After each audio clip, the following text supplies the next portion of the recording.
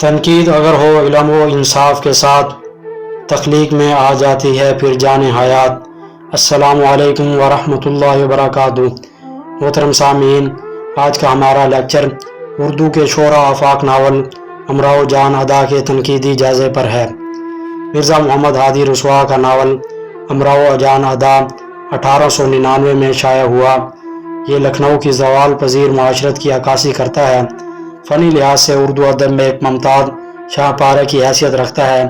بقول ڈاکٹر ارتضیٰ کریم رسوا ایوان اردو کا عموماً اور دنیا ناول کا خصوصاً ایک بڑا اور اہم فنکار ہے۔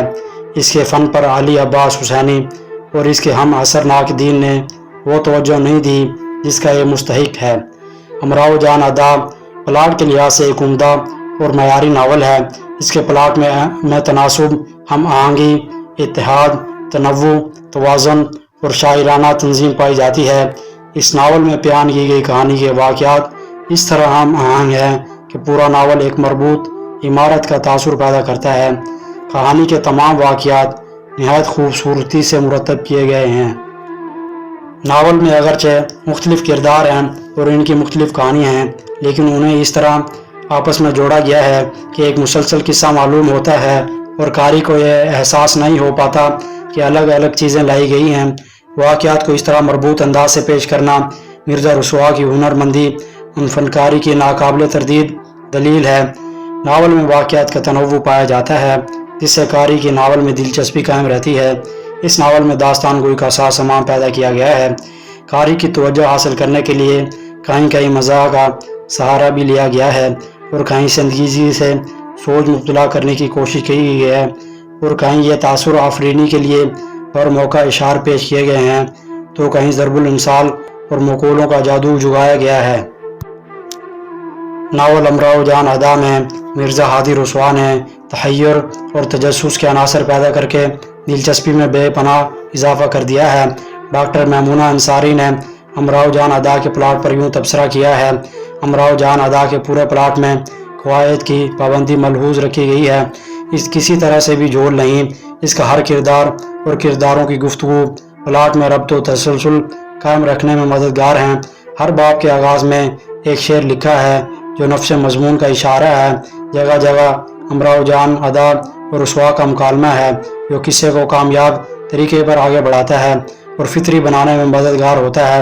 افسانے میں طنز اور ظرافت کی چاشنی زیادہ تر رسوا کی گفتگو سے پیدا ہوتی ہے۔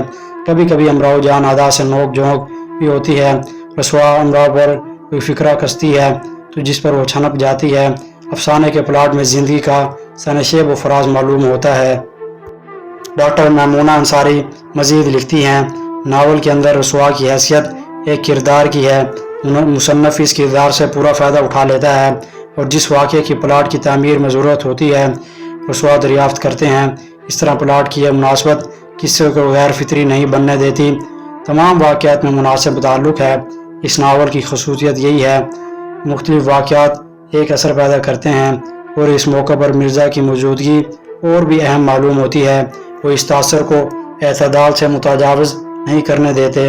اس ناول کے اندر ایک ماحول یا فضا کی قائم کی گئی ہے جو اتحادی اثر میں معاون ثابت ہوتی ہے۔ امراؤ جان ادا کے پلاٹ، واقعات کی ترتیب اور تنظیم کے بارے میں ڈاکٹر احسن فاروقی لکھتے ہیں: یہاں سینکڑوں واقعات ایک دوسرے سے متناسب بھی ہیں اور متضاد بھی ہیں۔ ہر جگہ اپنی اپنی الگ اور اچھوتے پن اور اپنے مخصوص اثر رکھتے ہیں۔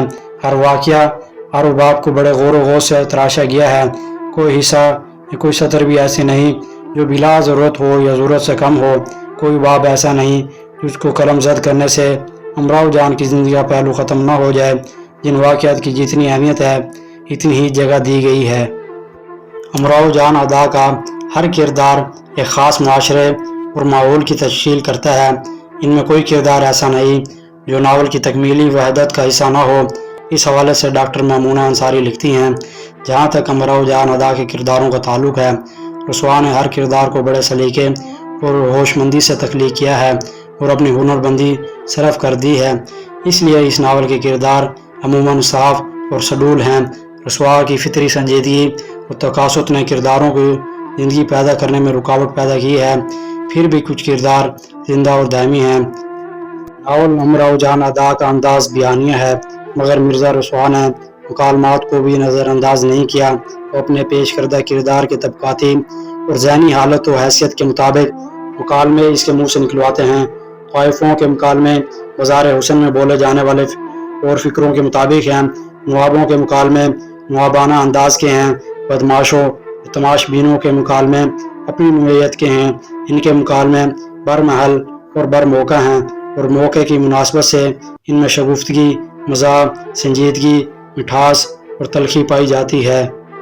ڈاکٹر میمونہ انصاری مرزا رسوا کے مکالموں کے بارے میں کہتی ہیں، امراؤ جان ادا کے کرداروں کو اس کے نادر مکالموں نے اور بھی کامیاب بنا دیا ہے۔ سرشار مکالموں کے ذریعے ہی اور اپنے کرداروں کے اندر زندگی پیدا کرتے ہیں۔ ان کے یہاں بیانیہ قوت نہیں، رسوا کے یہاں بیانیہ طاقت کے ساتھ ساتھ مکالمہ نگاری کی صلاحیت بھی موجود ہے۔ ان دونوں خوبیوں نے ان کے کرداروں کو اردو ناول نگاری کی تاریخ میں نایاب بنا دیا ہے۔